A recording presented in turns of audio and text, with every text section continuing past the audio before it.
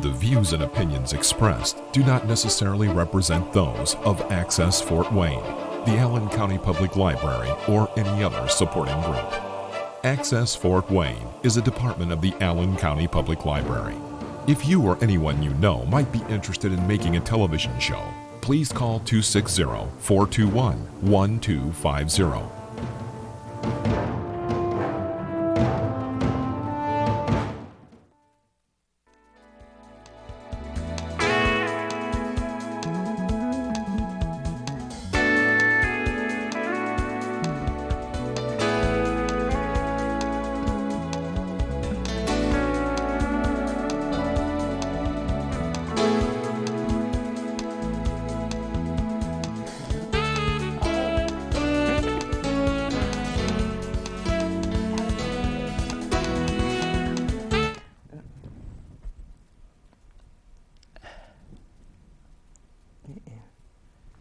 Okay, welcome to the Cashel Mind, Body, Spirit Show. I have two guests with me tonight, and we're going to discuss a very interesting subject and very important subject, breast cancer. Today I have Kelly Marvin with me. I've known her for a long time, and Conda Ridley, who I've known almost a little bit longer. I even years ago used to tap dance with her occasionally. But first, I'm going to give a little summary of breast cancer, because we see a great opportunity here, and they will tell their own stories a little bit, and that by trying to get information to you. And I have other books here that I would like you to look at and read. We're in the library, so you can get them here. You can go to Amazon and buy them. But you need to gather information. Many years ago, actually, I wrote a book. And I believed in it then. I believed in it more. And I have it right here. And I'm breast cancer prevention is the cure. And I'm going to tell you why in a second. And I'm just going to give a little summary here, and then I'm going to give them an opportunity to tell their story. The reason that I'm motivated, I mean, to me, it's a golden opportunity, and I want you to take advantage of it. Just think of this, 80% of breast cancer can be prevented. You wouldn't think from what you're hearing on television or reading in the newspaper right now, that we all think that we inherit it and there's nothing you can do about it. Well, that is wrong. And next month is the breast cancer month, for example, and if you've been reading the papers lately, another over $1 million was collected in Fort Wayne, and they sent it to Indianapolis for genetic research. But let me tell you something, that genes account for very little of breast cancer. The rest is the soil that we are creating by eating the wrong food. And we need to take advantage of that. The same people that wouldn't get breast cancer by a proper lifestyle, by having the correct soil, could also prevent type 2 diabetes at the same time, and the 30, 50 diseases that are related to diabetes. You could kill diabetes, you could kill breast cancer. Don't you think we should take advantage of that? And that's what the three of us are here for today. But I need to give you the information that you might get interested in this. And your own genetic structure is maybe at best 5% or so of breast cancer. The rest is your lifestyle. What type of food you're consuming, whether you're underweight or whether you're overweight, how stressful your life is. And even as a baby, when you're still in the uterus, what your mother is consuming writes the genetic script of the baby, whether she's smoking, consuming alcohol, whether she's eating a lot of sugary foods. That determines the child's future. But you can alter that, and we will teach that to you. In this country, we have about 200,000, over 200,000 people develop breast cancer yearly. I mean, that's a huge number. 40,000 die. That can be prevented most of the time. Could you imagine if we had kept this money, it's now $38.5 million we've sent to Indianapolis the last 20 years. If we had used that to teach people how to prevent the disease, look at the number of type 2 diabetics we wouldn't have had. Look at the ones that wouldn't have, and it's 90% of the people that died from the virus 19 were diabetics. We wouldn't have many have died from those, the diabetics, and the number of breast cancer lives we were saved is unimaginable. So we need to change the paradigm. At least we three are going to take a different path. We're going to teach you, this is our mission, how to prevent this disease. So, but the genetic theory of cancer has gone down the tubes, but people are acting, doctors, they wrote over 4 million scientific papers, all thinking it was all caused by our genes. They just would not admit they had been wrong. They were wrong. It's in many books. It is well written. If you want to read it in more detail, in Jason Fang's book right here, he's from Canada, in great detail, he goes back how double-blind studies just killed the genetic theory of cancer, like breast cancer. They thought it was one you give one drug, one gene, and you cure the cancer. It's not. They've now shown it's thousands of genes. So what are you going to give people? Thousands of drugs? That ain't going to work. But if you proper lifestyle, if you have a proper soil in your body, you can kill the cancer. 90% of it, you can prevent it. And then if you have it, you can even, not every case, but many cases, reverse it by eating the right diet, live many years longer. So with that, let's hear your stories a little bit here. Kelly, you want to start? These ladies did develop breast cancer, but you notice how healthy they are looking. And some of these stories are unbelievable, because some of you watching this show may be in the same situation. Some may be in a situation where you may get it, and others may have the cancer already and would like to stop it and reverse it. So Kelly, tell us your story a little bit. Yeah, sure. So hello, my name is Kelly, and I do have a business called Inspired Nutrition by Kelly. I work a lot with Dr. Cashman. We're here today to talk about breast cancer, and I was diagnosed just a month ago with breast cancer. And of course, that was a big shock to me. I actually found the bump by myself one day. I just happened to feel it. I went in and had them do the scan and take a look at it. So where I'm at is stage 2, and what I'm doing right now is I'm taking a little bit of time before I start the chemo. So I'm really just doing a little bit more research. Now, whether or not I decide to do the chemo, I'm not sure yet, but before I do that, I feel like there are lots of other things that I can try to do to help build my immune system and to help reduce inflammation and stop the growth of this cancer. So the next month I'll be working real hard, and then they're going to monitor it, and we'll see where we are. But yeah, I'm ready to just do everything that I have to do, listen to Dr. Cashman a lot, read the books that I need to, do the things that I need to. I will say for me, I feel like stress played a tremendous part in this. As Dr. Cashman has taught me, we all have cancer cells. We all have cancer different times in our lives, but what happens is if you're in a compromised position, if your immune system is weakened, then that cancer is able to get through. And I think that's what happened. So I'm working really hard on my, stress, and the stressful situation is over. So I'm doing a lot better, and that's where I'm at. I'm just beginning my journey and learning from others. Thank you, Kelly. Mm-hmm. Something I'd like to tell you too, every person every day develops some breast cancer cells in their body. Every day. Also, they autopsy women who died.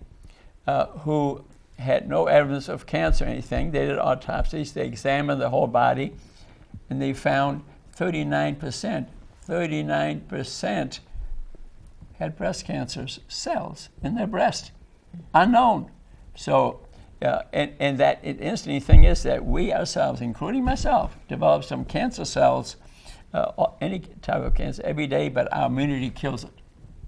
So how important our immunity is to all of us, that we don't want to lose our immunity. I know, Kelly, I try to,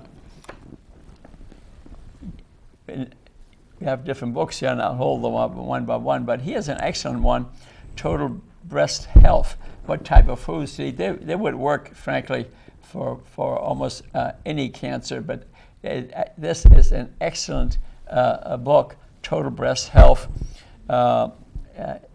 and it's endorsed by Susan Love, who has another book here that I like. But it has in there the type of food to eat and stress reduction. It's an excellent book. So Kelly said at the beginning of her journey, stress had a lot to do with it, and stress causes you to eat more sugary foods, makes us feel good. Donut helps me a lot. And she had very small weight gain. That may have something to do with it. They found that people gain as little as 10 pounds, the odds of breast cancer go up 10%. Yeah. Weight has a lot to do with breast cancer. That's scientifically well discussed in these books. So, Conda, tell us your story a little bit. It's even more complex. It is. But I really appreciate you being here because you're here. That's you know what I right. mean? And you were here. diagnosed how many years ago? I was diagnosed in 2006, so that was 16 years ago. I went in after doing a self-breast exam, which I was regular about, but the one thing that I had been negligent about was my regular mammograms. And so I always have to precede by saying that I was negligent about them because, and not having been a smoker and having been what I thought was a healthy eater, I thought, cancer wasn't going to be on my menu.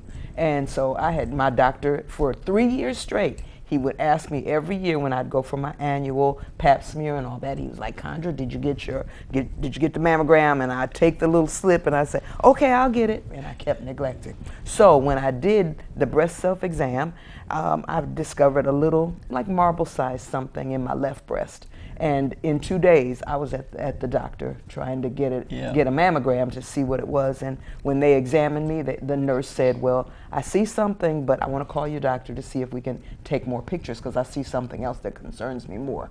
And when they checked it out, she said, yeah, we think we see something that needs to be biopsied. And so I started the process then. So every step along, I was very positive because I tend to be what I think of as positive and proactive about my health. I've been concerned about my health ever since I was a kid and had stomach issues. So I was real concerned about how I ate, what I fed myself and all that. What was your weight at the time? I was about maybe 140, around in there. And how tall are you about? I'm 5'5". I was 5'5". I'm shrinking now. I'm Yeah. 5'4". Yeah. At any rate, after going in and I proceeded with everything and I said, okay, what next? What next? And so finally it turned out that they suggested that I either do a lumpectomy or a full mastectomy. Yeah. And my doctor, who was a really great surgeon, Dr. David Lippy, he said, well, I think you'll have pretty much the same success rate if you do a lumpectomy or a mastectomy. So I said, well, if I don't have to lose the whole breast, then why not just take the part that's infected and get rid of that, and I'll just keep it moving. Yeah. Well, what I did have was, he said, well, we want you to sign a form that will allow us to remove some lymph nodes if we find when we take out your three lymph nodes, if there's anything that's cancerous, we want you to give us permission to remove more. And when I awakened from my surgery with the lumpectomy, they had to remove a lot of lymph nodes because I did have lymph node intrusion. So that set me on a course that I really wasn't prepared for, because with it having gone into the lymph nodes, that meant that cancer cells could have gone anywhere into the body. Is that right? Yeah, did they call you stage 3 at that time? I was a stage 2 at the time. They kept you but stage I 2. had when it showed up in the lymph nodes, it was only one out of the 3 that showed cancer cells. So they took out a nice clump of them, I think, and it caused me a lot of trouble. So I ended up having to do lots of chemo. You know, I did adriamycin and and then I went into a Herceptin treatment after that, and then I did radiation 33 treatments. So it turned out what I thought was going to be a 12-week treatment, it turned out to be about 10. Yeah. Did they look at the soil, told you what to eat afterwards at all? Well, I did that myself, because there in Fort Wayne we do have some wonderful resources. So even before I started any of the surgery, because I didn't have the surgery, I was detected in November. I didn't have surgery until December. And so in that time, I started to go to what was the DuPont Women's Health Center, and they gave me loads of information. And once I got my diagnosis about what kind of cancer it was and all that, they gave me everything that was specific to that kind of cancer, because there are lots of different kinds. You can have a HER2 negative, all kinds of different terms that I had never heard. But because they had all the resources readily available, I was able to read and read and read. And having been a librarian, I love to read anyway, so I was reading my eyeballs out. And I learned a lot, and they helped me. We have great resources, and even now at Lutheran Hospital, they have a center that's there for breast health, and you can get any kind of information that you want to get. So. And I think that's wonderful, Connie, because this is a illness, disease of information. So many different decisions you could end up making. But as I was summarizing here, is that I think what we do have to get straight is that it's not just the genes that are causing this disease. This is the disease of the soil, what we're doing, whether it's stressful, whether we're smoking, and they taught you all that. So continue your story. Okay, so the things that I did learn about what I had done wrong, in addition to not doing the mammogram. So because that was so big, I went around and I was telling everybody I could. I said, well, if this can happen to me, it can happen to anybody, because I've been a person who's tried to eat vegetables and eat fruit and trying to protect my diet, but I probably was consuming too much sugar. I was not a person who drank a whole lot of Pepsis, but I drank some. So I found out the things that I needed to be including in my diet, and I needed to be including more fresh green vegetables. So as I was doing all of my treatment with the chemo and the radiation and all that, I started taking more nutritional supplements.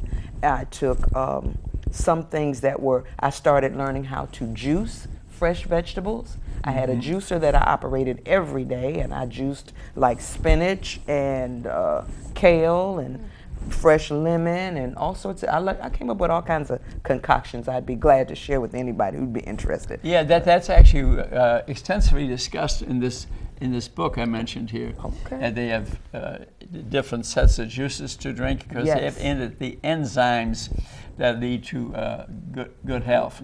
That was. Healing. And then what happened after that? So I changed my diet.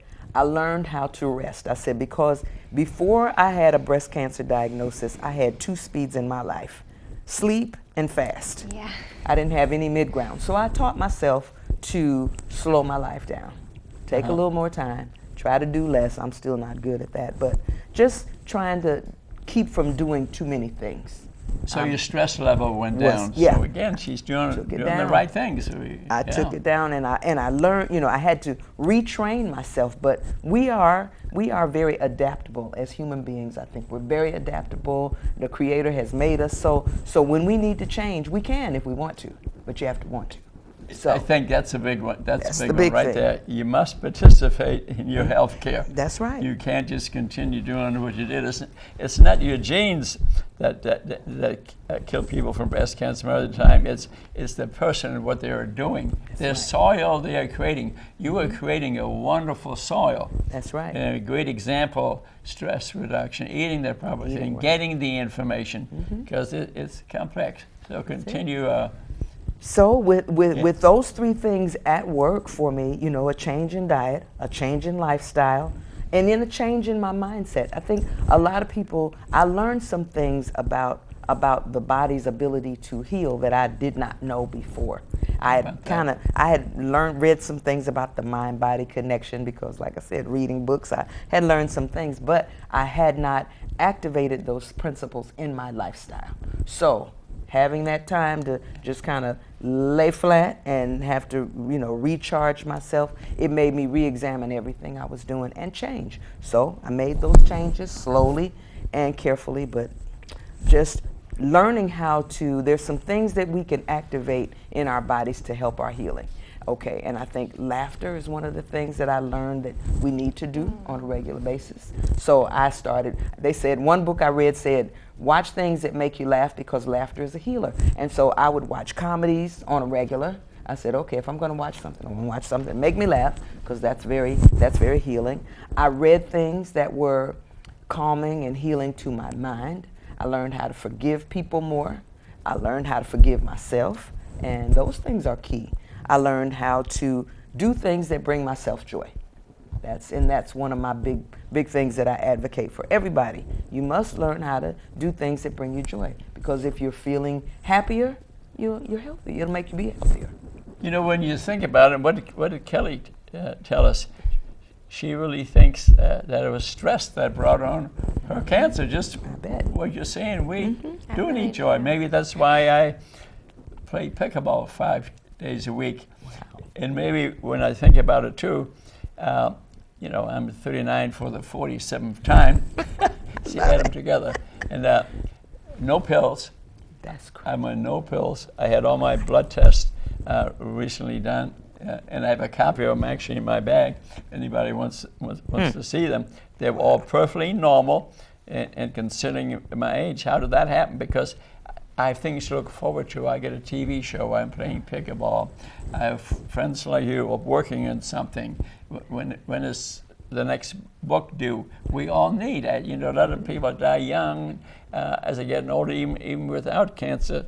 They lost their job. 2 years later, they're dead. But you're demonstrating perfectly how you've kept this cancer away. Can you continue the story a little further here? Yes. Well, I did all the things that the doctors prescribed for me to do.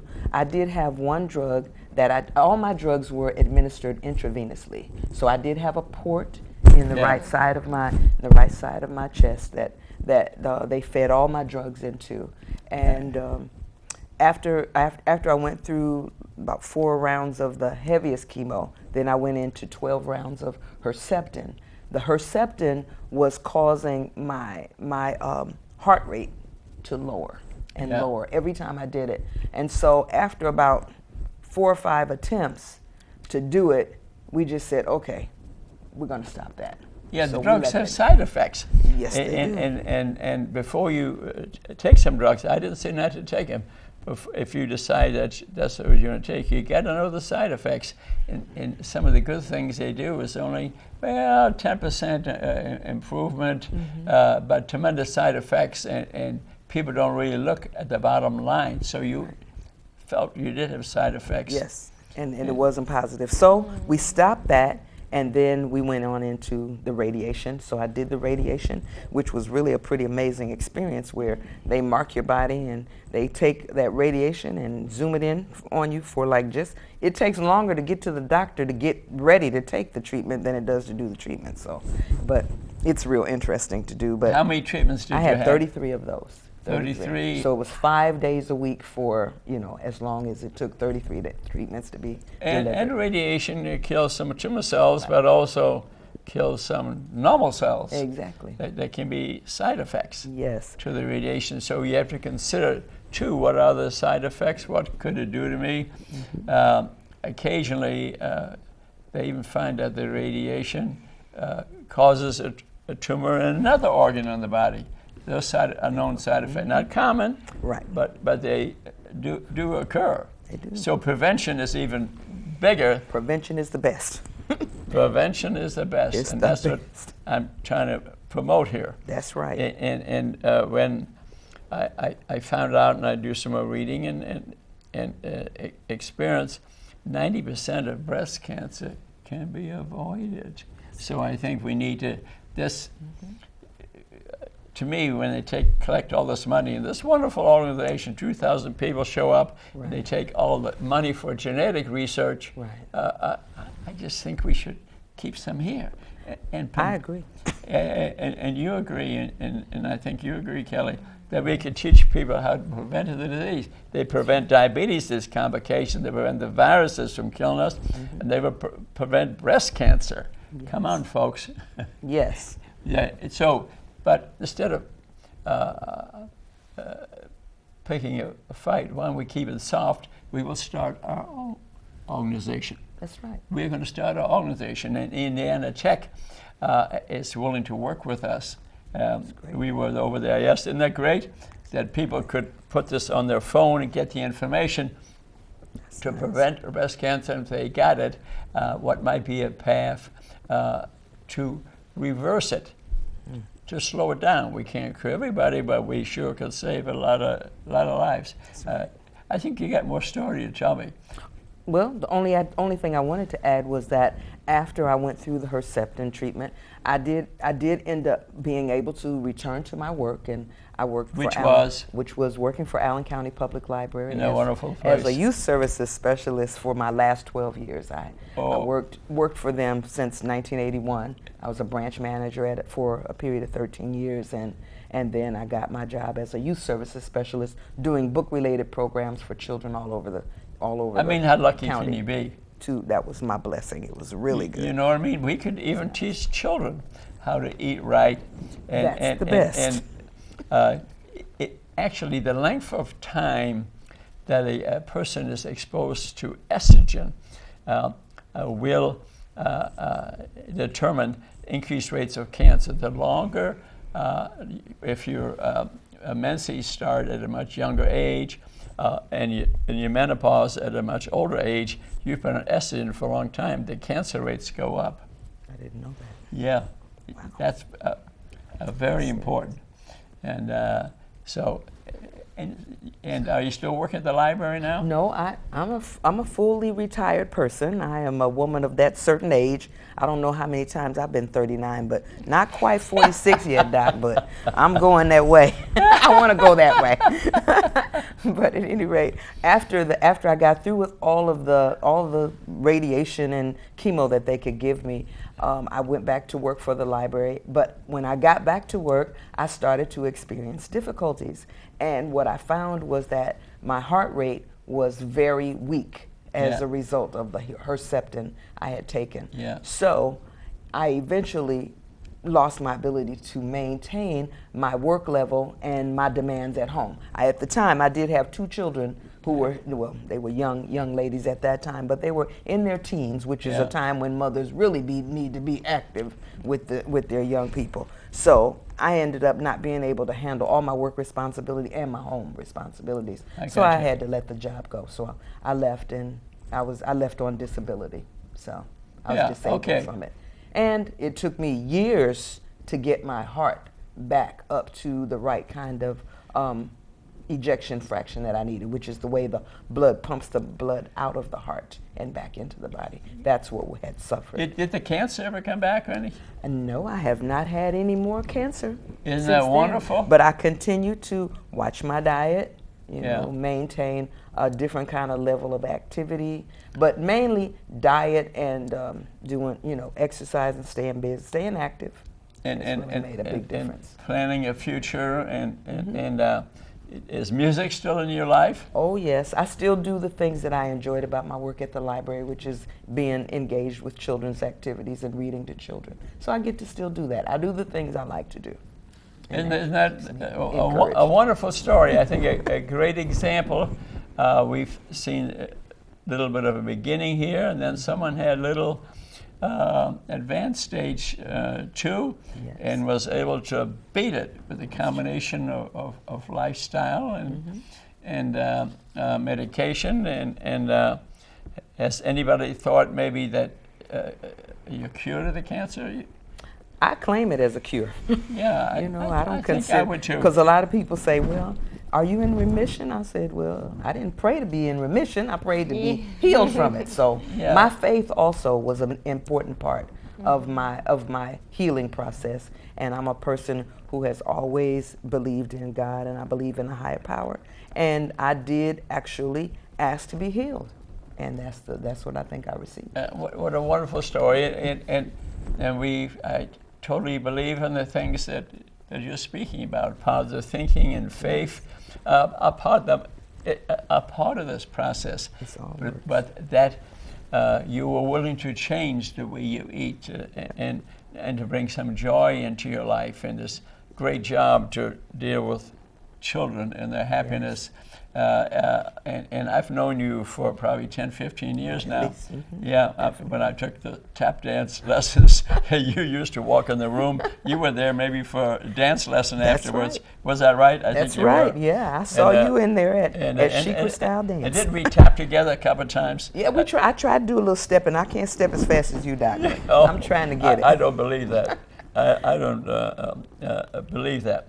Great. So let's talk about a little bit more about the science of this. So, I mean, Kelly's and I think your vision is that we're going to teach people how to prevent this problem in the first place. That's right. And the things that you demonstrated and that Kelly demonstrated, I think, and maybe myself a little bit, considering 39 for the time and no pills, maybe I do know something. Yes, you do. Plenty. But to tell you more about the science of it a little bit, Aboriginal populations, you know, the mummies and the Egyptians, they found very little evidence of breast cancer. That's interesting. Yeah. And because they were eating, you know, a different way of eating. Then they looked at Native Americans, Canadian natives in the 19th century, and they found extremely low rates of breast cancer. They thought maybe they were immune. But then people in the United States, the OGIBWA Indian population, they had increased rates of breast cancer when they were starting to eat Western food. Yeah, so slowly a Western diet was invading them. In Japan was interesting. They had very low rates of breast cancer. Incidentally, too, not that it means a lot, tall people, because they have more growth hormones, have high rates of breast cancer. Yeah, yeah. The Japanese are short, so they had very low rate. But when the Japanese came over to the United States, and they had been born, remember their genetic code in the uterus was written in Japan. It increased, but not that much. But Japanese that were born over here and ate the Western diet, even when they were in the uterus, their genetic strips called epigenetics, where the genetic code is written by what the mother is doing, whether she's drinking alcohol, smoking cigarettes, eating the wrong food. And it's at the end of our chromosomes, our DNA and RNA writes our genetic script. When we are conceived, is only about 5% written. 5%. The rest of the 95% of the genetic code, which determines what we look like, how tall we are, what we weigh, 95% is not written. So what the mother is doing, whether she's playing music to the baby, whether she's dancing, what she's eating, smoking, alcohol, or arguing every day, and the child, the ear in the uterus, the ear can hear at about 4 months. 4 months of gestation, and the child can hear you. So what you're doing is writing the genetic script, and what the mother is eating, those enzymes are affecting writing the genetic script of the baby. So when they found that what migrants came over here, and the Indians, they started eating the Western diet, they started getting Western diseases. So what we consume, what we listen to, affect us. The Inuit in Antarctica were visited by a doctor from, and he found that they had no cancer. They were eating fish and mammals from the sea, almost no cancer. And but when eventually Western food was brought over, they started developing cancer. So the soil, they had different soil than that we have today. The people that defended the genetic theory of cancer, especially breast cancer, the somatic mutation theory. See, Nixon declared war on cancer, okay? But these guys, these scientists, were ruthless. They were ruthless. They wouldn't listen to anybody else.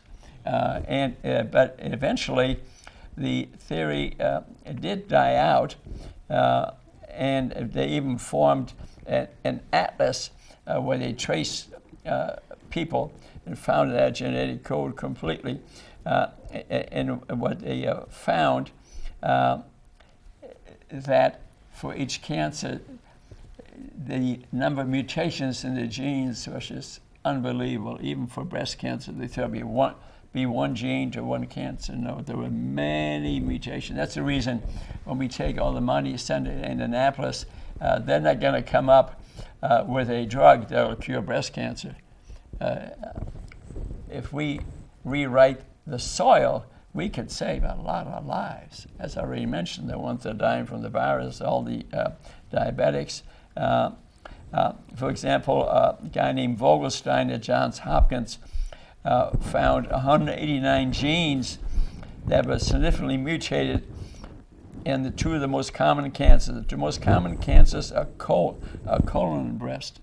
That's 40% of our cancers are colon and breast cancer. That's the reason it's motivating. Breast cancer is the #1 cancer in women by a long shot. It's #1. That's the reason we really want to go at it. And in 2015, they studied some more, and they found so many different mutations of the genetic structure. So what are you going to give people, 1,000 drugs? They did find, like CML, which is not a breast cancer, a blood cancer, that one drug is, in essence, cured the disease. But that's not breast cancer, that's CML, okay? And so the seed in the soil are what interests us. So cancer cells feed on what we're eating, our hormones, our stresses in our life. So if you put a seed of a plant in clay, it will not grow. Cancer is no different. If we put our cancer in a seed, doesn't provide all the enzymes and chemicals, it will not grow. Remember, I mentioned earlier that we have some cancer cells every day. Every day. But our immunity destroys them in that instinct. And that 39% of the women that die who have no known cancer have some breast cancer cells in their breast. 39%. So the reason they didn't get the cancer, they did not have the soil for that cancer to grow. And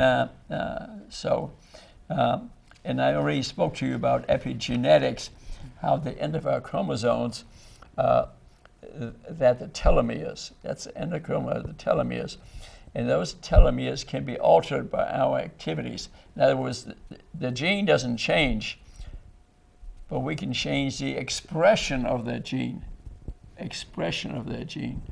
by stress reduction, by music, by dancing, or eating the wrong food, and the gene expression. Now we got cancer.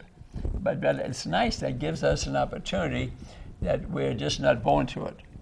We can alter things, but Kanda, you really went up to bat like that. You changed your diet, your stress reduction. You kept a smile on your face, and you still got it. And believe me, I think you're cured. No cancer cell would have the guts to come back and bother you.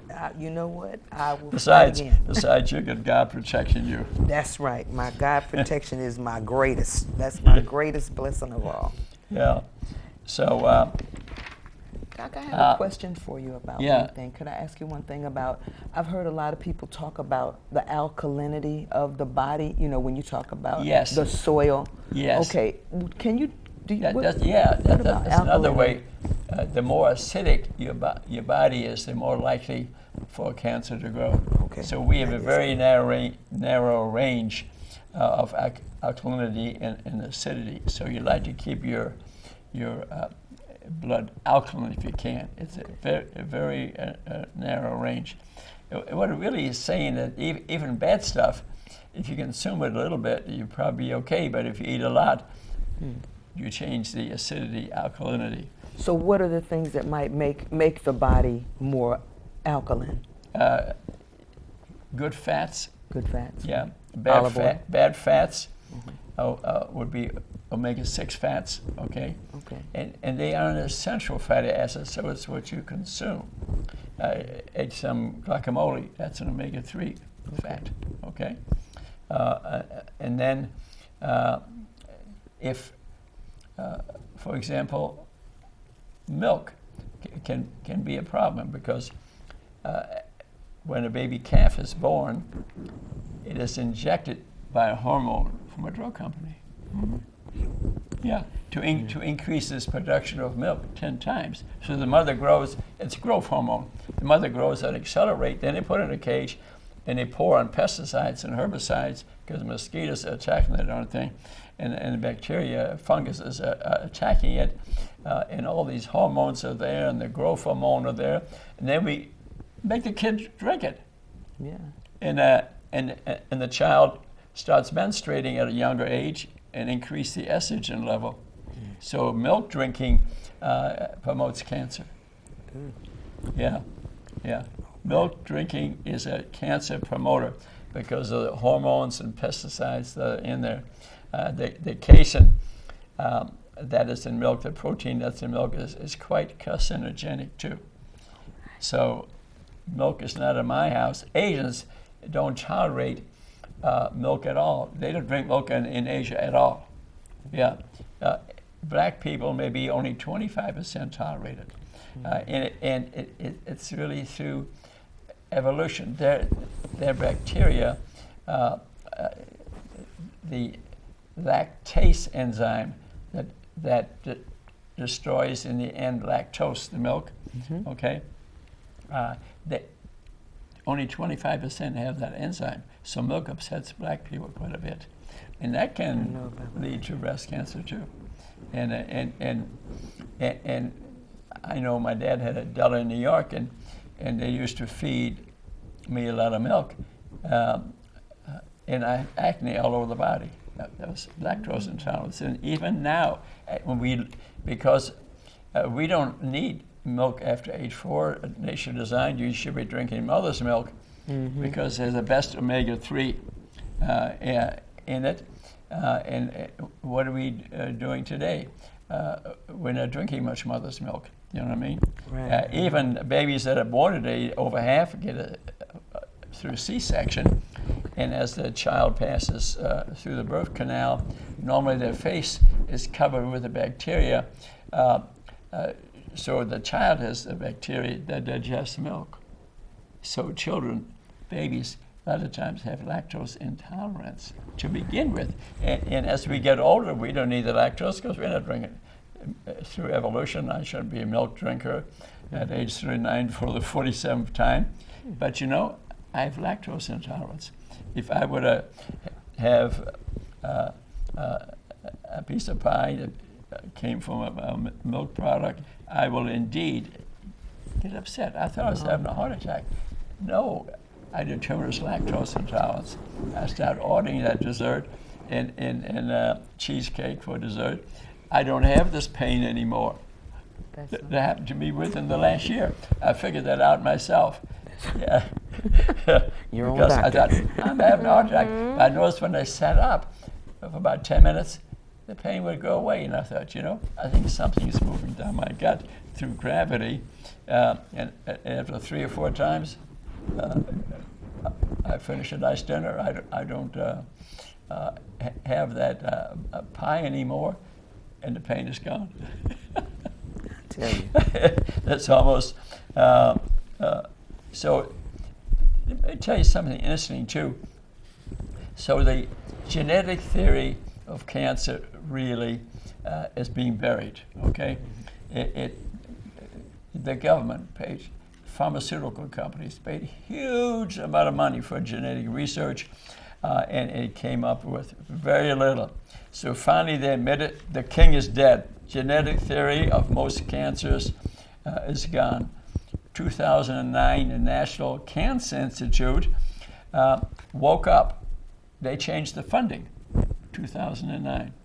Yeah, they wouldn't fund this kind of research, genetic research anymore, although 4 million scientific papers have been published. Every pharmaceutical company was backing that because they could, let's try this drug, but they weren't doing any good. So what did they do? So all the king's men could not put Humpty Dumpty back together again, so they had a paradigm change. National Cancer Institute, to their credit, we go like that to them, funded 12 organizations, 12 centers, cancer centers, gave them $15 million each, and these centers were headed now by physicists who have used different logic than in medicine. In medicine, you got to follow the standard of care. Okay, if you don't follow the standard of care, you're out of line. Well, you never really find out what the truth is that way. And I experienced that myself in practice, because I was kind of a different guy, writing books and doing things, but no, the standard of care is this. When in reality, that was hurting the patient. Oh yeah, I used to see people came to see me as a neurosurgeon to do a back fusion, and they'd they were diabetics, way overweight, and I'd go after the diabetes first before I worked on the back, and maybe they didn't need it, but the patient then would say, I want my money back, I came for a back fusion. I was a different kind of a guy. I ran across that, and it was not appreciated by the hospital or my manager, because they're making less money. I'm not operating. I was telling them how to get rid of the diabetes, and maybe you didn't need the operation. Well, that was my life, but I'm still here. Conley, I'm still Thankfully. here. And what happened? These centers. And what the community, the medical community, and the government was teaching the people is to restrict fat and increase the carbohydrates, the sugar. But the sugar is a cancer feeder. That's what I And heard. Otto Warburg discovered that. You wouldn't believe this. Otto Warburg in Germany, in Nazi Germany, a Jewish guy, and I go like this to him, in Nazi Germany discovered the metabolic theory of cancer, that it takes 13 molecules of sugar to make 1 ATP to make cancer grow. Yeah. And instantly enough, the same Otto Warburg theory is applied now to the virus. I bet you didn't know this. The virus is not a living thing. It's not a living thing. It has to enter an animal or human cell and steal sugar and fatty acids, which come from sugar, and genetic material to grow. That's the Warburg effect is by the viruses. So if I was the government, if I was Fauci or Republicans or Democrats or us doctors especially, I would tell the patient, get rid of your type 2 diabetes, and the virus can't attack you because the virus has no food. It's not a living thing. It's no metabolic thing. It's true. Google it. Wow. Google it. tonight. And I never spoke to a doctor that knew that. But don't you think we should have been teaching the diabetic how to get rid of his diabetes, which takes, Kelly and I do it, 6 weeks? Diabetes is gone. We even have two lovely black ladies who had advanced diabetes, advanced renal disease, which occurs from diabetes, who are alive 2.5 years later because of what we taught them on nutrition. We're get rid of her diabetes 6 weeks. And Pam comes to see us with beautiful earrings, beautiful dress, lost a lot of weight. Kidney disease is hard to reverse, so I hope this continues, but she is alive. She's improving. We meet with her about every 2 weeks. So prevention is not done much in medicine. And Kelly and I are pushing at it, but he has the opportunity to do it at breast cancer, which I don't think is necessarily that hard, but the information needs to get out there, maybe through ourselves, TV shows like today, Yes. books, maybe write in the future about you two guys. Maybe I'll write a book. Well, That'd be I great. think your book, Breast Cancer Prevention is the Cure, that's a great thing for people to even realize it, because a lot of people, when they get that diagnosis of cancer, a lot of people, I think, take it into their mind that that's a death sentence, and a lot of them check out really quickly after they get the cancer diagnosis, before they even get any treatment at all. Yeah, their mind. I think it just is like really blows their mind. That's it. And you have to, in your mind, create an environment for your healing to take place. Absolutely. First and foremost. You need Great to statement. step up to bat, and that's the reason we do TV, radio, books, Everything. personal, Talking to people. everything. And Kelly and I can really, frankly, and we are getting somewhere, but we want to more. It's not about us. It's about the number of lives that would be saved. But not everyone is willing to step to bat. But if you don't know, why would you step up to bat? You know what I mean? You don't even know how to step You up. think cancer is a death sentence. We're saying it can be prevented, but can even be slowed down. It can even be reversed. And you're the great conduit. You're a great example of it. That you did it. Well, You know what I mean? God did it for me. But I was open, and you have to let people know that you can get through it. But you got to do something too. You can't just sit back and wait on your healing to just come to you. You've got to actively participate in it. And that is all about learning, talking to people, listening to doctors like you who are knowledgeable and can help you get through. Because not everybody's forthcoming with the information either, doctor. So you are, but I don't know why. I mean, there isn't that much money in it for the doctor just to hand you a script instead of discussing your problem. Say, honey, would you read this? Or let's talk again, see you back in a month. And did you like that book? Or here's other books, incidentally, that I encourage you to read. I mentioned the two already, but Mayo Clinic Breast Cancer book, I think, is a good one to look at. Discusses in great detail. And to know more, we want you to know more. Susan Love's book is an excellent book to read, because it gets complex. It is. And decision making is complex. Should I take that drug or not? It's not easy. Do I want that radiation? Should it be a lumpectomy of the whole breast, or like Angela Jovi, who had both her breasts removed and always removed? That's a tough decision. And whether she'd have lived, but with her it was complex. Her mother had cancer, her aunt had cancer. It was some people where it definitely is genetic, and they have different decisions to make. That's true.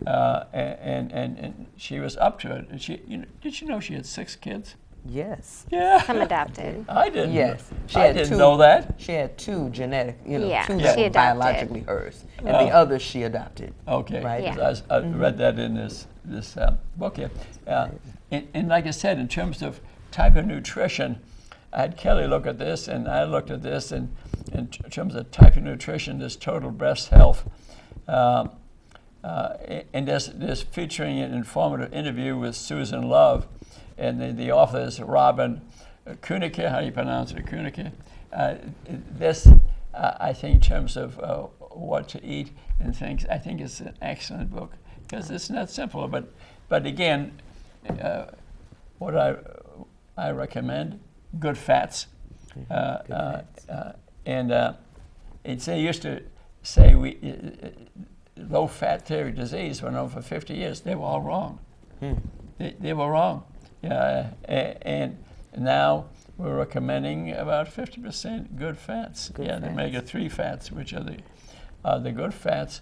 Because it doesn't increase your insulin level. Insulin, it doesn't just put sugar into the cells. It has growth factors on it.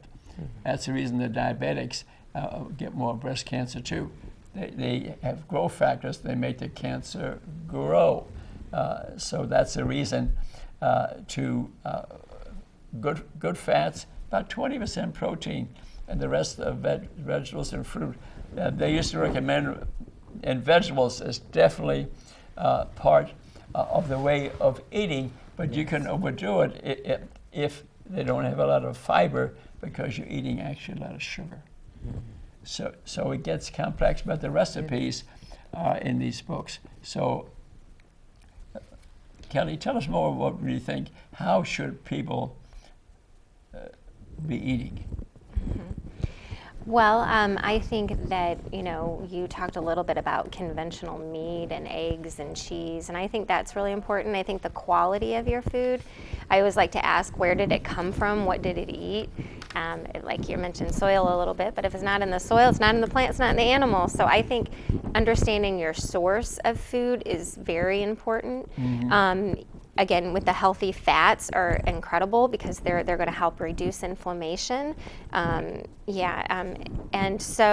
give you that really great energy, right? Sometimes we start to get into a mode where we're requiring a lot of, or we're relying on a lot of carbohydrates and a lot of sugar and those type of things for our energy.